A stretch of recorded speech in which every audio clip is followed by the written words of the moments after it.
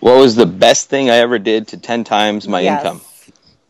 Yes. Um, I would have to break it down into two things because Okay. I think both of them were equally as important that allowed me to really 10x my income. And one was getting a mentor. And I'd always have mentors, but I'd outgrown mentors kind of along the way. So the recent mentor that I got about a couple of years back, he's had a profound shift on my life. You know what I mean? And it's Mm-hmm. not so much as what he taught me. He's not even in the technology world and stuff like that. But he he had made me become more of a philanthropist and seeing things in a completely different way, and focusing on contribution and value and kind of making it a priority in your life and stuff like that. So Mm-hmm. that really 10x'd my income because the conscious focus that I was applying wasn't just financially motivated. You know, it was on a completely different level, and the impact that was being created from it really 10x'd my life. And then the second thing was getting into investing, because I had started a lot of companies and failed in a lot of companies, and you know, the ones that made money made a lot of money, but you can't expect just the company or the revenue or cash flow that a company does to sustain, you know, your entire dream. You've got to at some point start investing, Yes. you know, and figure out how to produce cash flow for yourself, or create a portfolio of investments that Mm-hmm. eventually will provide you the financial, you know, freedom and stability to continue to do things and be able to sustain them. So definitely investing and Mm-hmm. definitely mentor. Do you mind to just go a little deeper into investing? Some tips for beginners. Where do they start? So the first thing you got to do is you got to save up some money, or get some money, or get access to some money, because without money you can't do much. I mean, um, there are deals and there are things you can put together without money. I mean, you can tie up options on properties for, you know, 30 days and be able to find a buyer and get the money. So you don't have to put any money down. But Mm-hmm. I would definitely let you know. So I'll explain it in two ways. There's exponentials and there's passive cash flow. Passive cash flow is basically buying properties or buying things that you can create rental income from, and using that rental income to use as your cash flow. So if, you know, I'll give you an example. If you buy $1 million property, it does 15% a year cash flow after taxes and expenses. You're doing a healthy $150,000 a year in income. So, and it does it on an annual basis, right? For the next 10, 20 years, or until you have to put some kind of money or maintenance into the property to upkeep it. But just as a property standpoint, you know, a 15% return or a 20% return on your money on an annual basis added up over 10, 20 years. And that's what we call financial stability. And then second is exponentials. Exponentials is basically investing into companies or entrepreneurs or startups that have an exponential growth. So for instance, you know, you can invest a few $100,000 into a technology startup, and the startup may or may go on to raise a Series A round of financing or a Series B, and start making a lot of money. So your small little, you know, few $100,000 investment eventually grows into millions or tens of millions. So that's, you know, Yes. an example of exponentials. And I'm a venture capitalist. I'm an investor. I invest into entrepreneurs and stuff. But I'm also, you know, a person who's building a portfolio of passive cash flow investments. So Mm-hmm. the day that I do decide that I may or may not want to work or apply myself this hard to my business, I can just, you know, do nothing still and still be at a healthy enough financial standing that I can still be philanthropic, and I can still be charitable, and I can still do a lot of big things in the world and move some money around and support some good causes. Yeah. Next time, make sure you do not support ALS anymore. Yeah, I didn't know. I did a whole post on it. I got nominated Yes. like 10 times. I still donated $2,000, and Yeah, I've seen that post. then you know, I was just, I've been through. I have a TED talk actually on it. Mm-hmm. It was at McGill University in Montreal, and I talked about charities, and I talked about raising money for charity and things like that. And you know, I had a friend at the Red Cross who had showed me the paperwork, you know, the financials of how it breaks down. And Uh-huh. I'm a very serial entrepreneur, so I understand, you know, numbers very quick. And to me, it was astonishing to see that, you know, so much capital and funds that were coming in was being deployed just to, you know, retain some kind of level of management. You know, and the management were getting paid like CEO salary. I'm talking like C level Uh-huh. salary, like $250,000 to $300,000. Yeah, Uh, wow. yeah, it's Mm-hmm. ridiculous. I have Uh, CEO friends that don't make that much money. You know, that's awesome. So, what advice would you give for startups that are looking for investors? What are you looking for? Who do you invest in, even if it's not technology or just in general? Can you say that again? Yes, some advice for startups, people that are looking for investors now. What the best thing they can do or pay attention to get investors like yourself? Okay, so startups. First of all, you got to really understand if the startup needs outside funding or it can bootstrap itself, and get access to some funds to run operations and run the business till they can make some money. It's so I don't always believe that every startup needs money, because sometimes maybe they just need mentorship, or they need to go through a guidance program or something where someone shows them how to accelerate their startup. There's in the tech world, there's programs called incubation, which is basically you get incubated into an office space with a bunch of other tech startups. So you're around people who are coders, programmers, designers, doing all kinds of projects, and the synergy and like the help and mentorship and support that you get being in that environment helps tremendously. And then there's programs called accelerators. And accelerators are basically startups that go through a specific program all at once. So there's like, let's say 30 startups going through an accelerator program to help scale them to market faster, or once they're in the market, help them scale to a certain metric or goal. So I would definitely recommend for startups, before you go looking for the funding, if your idea is really good, try to, apply for accelerator or incubator program with different venture capital funds. And if you can get in there, that's a good sign that your startup is good, the idea is valid. Cool. And then if you need funding, then definitely create a pitch deck. Investors don't have a lot of time. They get pitched a lot. We get like 80 proposals a week now from entrepreneurs around the world looking for funding. So it's very tough to be able to go through everything and review everything. Yes. So definitely make it short, sweet, and simple for them to understand. Start with how big the problem is, and then break it down to what your solution is and what the potential, profits could be in the return on investments, and break it down real simple into a pitch deck. And then a pitch deck you just email to investors. So, spend some time and compile a list of all kinds of different investors who do invest in your stuff. I mean, don't go looking for investment into real estate in the health tech niche or something like that. Go to the appropriate investor. But build a list of them and then send them emails with your entire pitch deck, and then always do follow-ups. Awesome. So if you were given $50 right now to start a business and you have no money whatsoever, how would you start it? That's a really good idea. I mean, or a good question. So if I had to start from scratch, yes, and I had $50 only, I would go out and find a mentor and I would pay him the $50 and I would convince him to mentor me for a little bit. And I would come up with an idea at that point where I would use the mentorship and some of the support and stuff. And I would launch the idea and I would try to make some capital as fast as possible.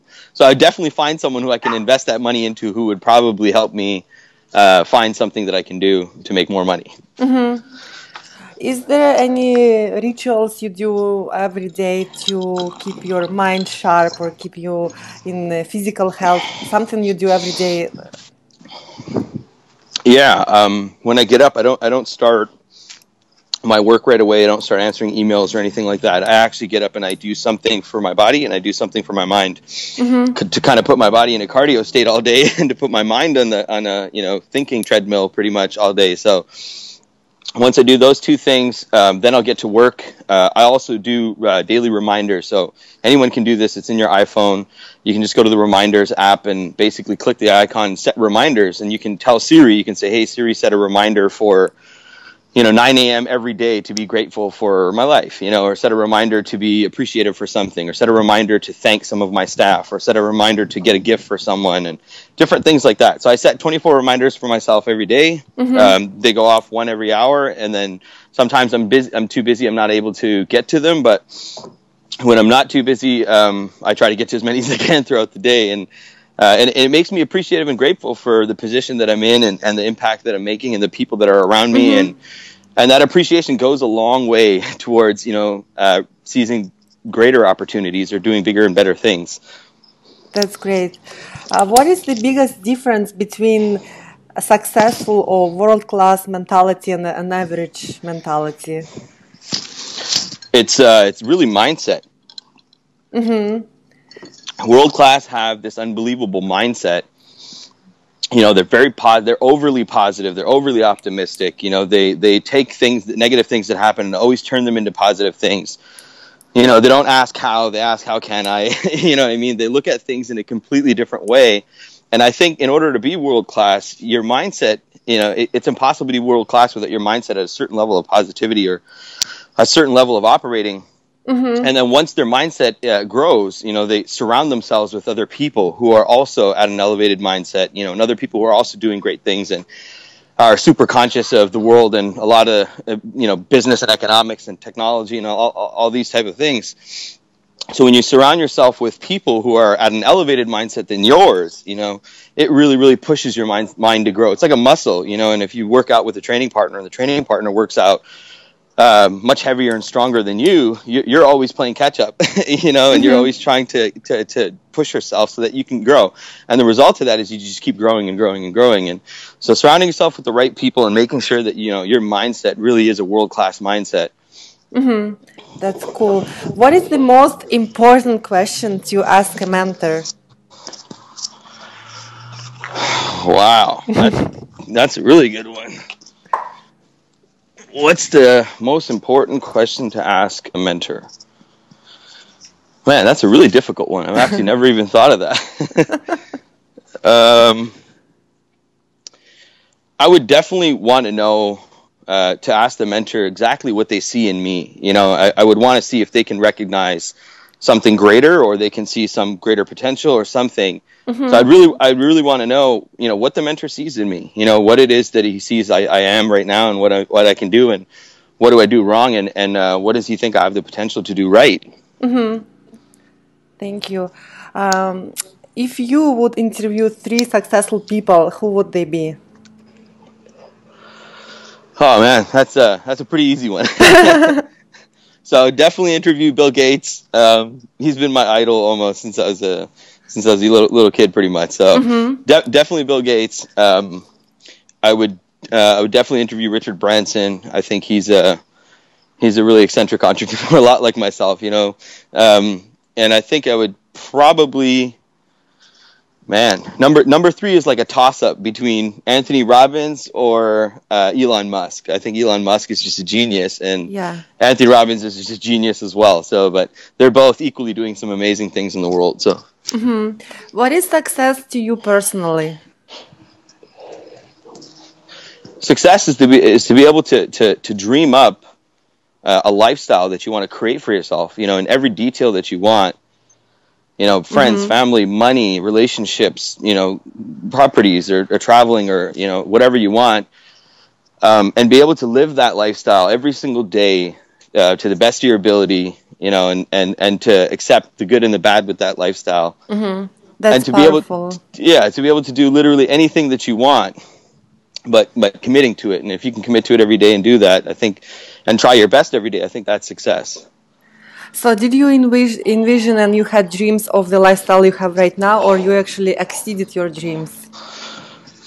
I always had dreamed of a certain level, but I had somehow achieved it, and mm-hmm. so your dreams are things that grow as you do. Your dreams are not, I dreamed of owning a car and a house and all this other stuff and then having it and then, not really realizing that, your dreams do grow alongside you, and if your dreams get bigger, you get bigger and you have to keep growing. So it's you never really attain a full dream, but you do get some measure of it. And yes, I would definitely love to live 50% of my dream because it's so detailed and big that, that's more than enough for me, Yeah. Living 100% of the dream is just nuts. That's just only certain people can handle that in life, and certain people are built for that. Yeah. Wow, that's very impressive. What are your weaknesses and how do you deal with them? Oh, good question. I guess my weaknesses is I'm very eager to start things. So I jump into things very quick. I've learned along the years to plan things out better, and make sure that I'm jumping in at the right time. And but I'm still eager to jump into things very, very quick, and I kind of jump into them, and then they get jumbled into my schedule, and I'm trying to always multitask these things, so it gets difficult.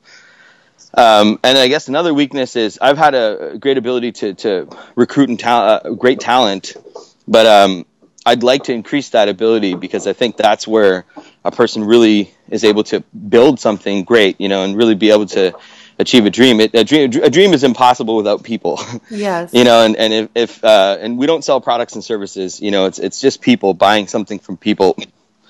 So if you can have great talent in your organization, continually attract great talent, that great talent will go on and build the dream for you. And you don't have to work necessarily as hard as you do, or used to, and you can continually start working smarter and stuff. So I definitely have to find ways to get more talent into the mix. And what else? Yeah. Let's see. And I guess weaknesses. I don't know if I'd classify it as a weakness, but I take risks a lot. I haven't gotten to where I've gotten in life without taking, some major risks at certain times in my life where I had put everything on the line. So I think some people have the appetite for risk, some people don't, but it is a weakness and it is a strength.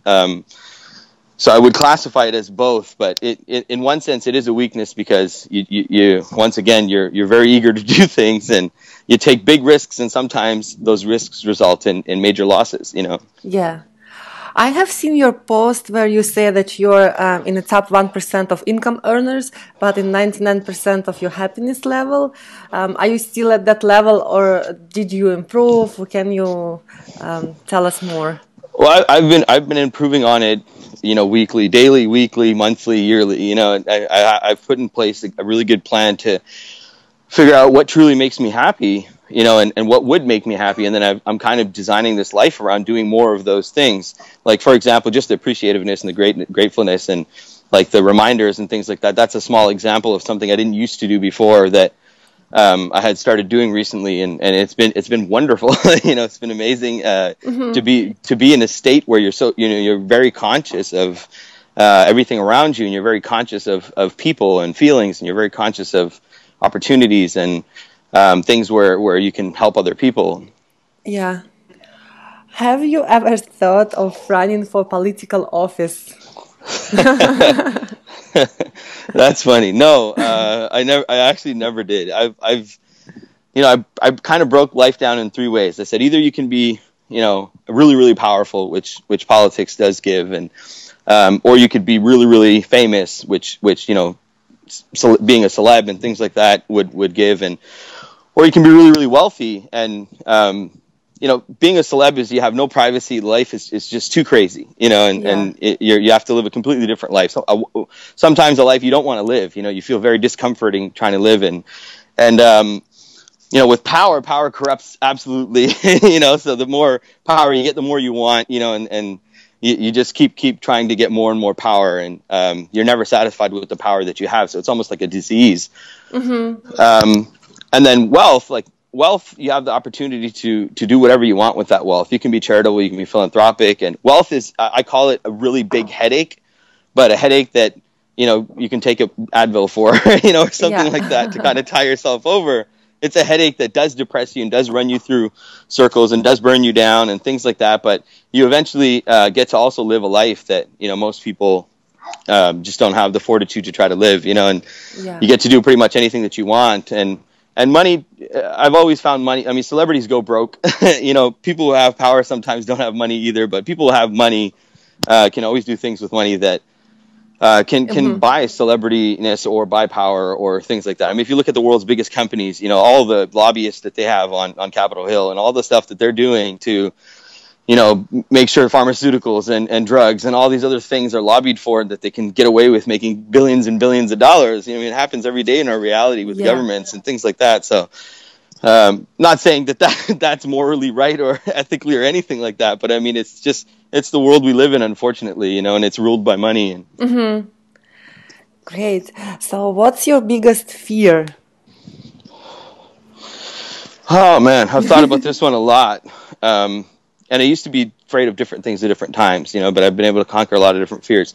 I think the greatest one is actually achieving the dream, 100% of the dream and all the changes in your life. And everything you have to somewhat sacrifice in some way, shape, or form to become this person who's living this dream, and a lot of us look at our dream and it's so big, and it's, we want to be someone who's just doing everything, and but it's not who you really, really are, and it's not how we really, really operate. And when you do become someone who's doing everything, it completely changes the normalcy of life. It changes everything that you found normal or you had time to appreciate or things like that. So to achieve a dream 100%, man, that's the scariest thing in the world, and I think you've definitely got to be really, really crazy, like a Steve Jobs crazy, to be able to actually live with that, and you have to develop some kind of eccentricness, and you have to, be a completely changed person in your own way, shape, or form. But it just really, really alters the way you can appreciate and live life.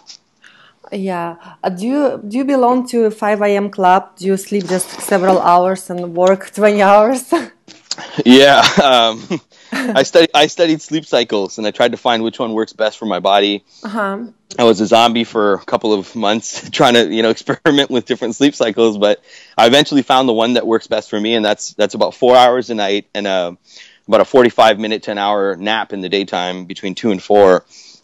So I get up really, really early, sometimes by 4, sometimes by 5, and then I'm usually getting to work, and I get a lot of my work done early in the morning, and then around between 2 and 4, I'll take a nap, and then I'm back up and I'm working usually till nighttime. So wow, work hell of a lot. Yeah. So impressive. Is there anybody you still in awe?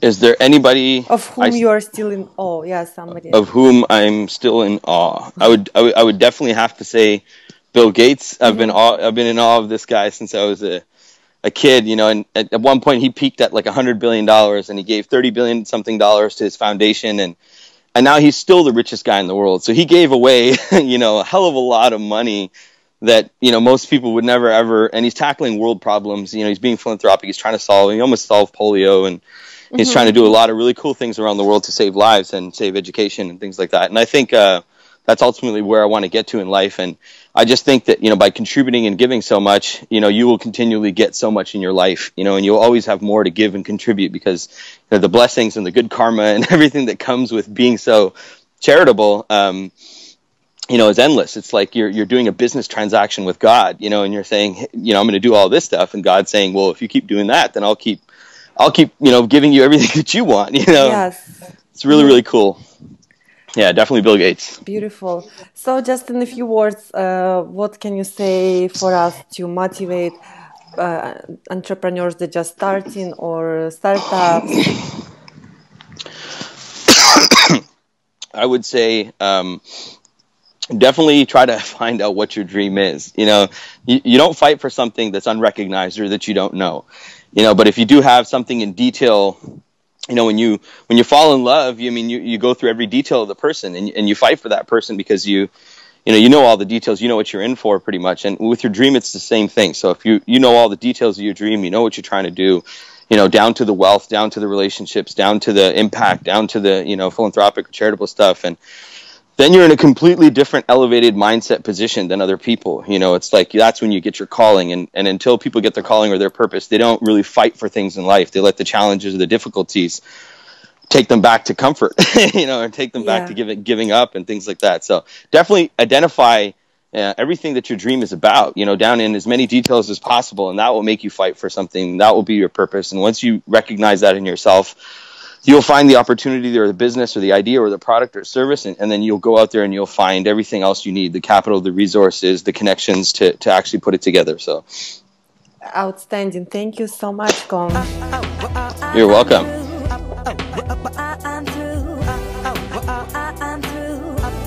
I'm through.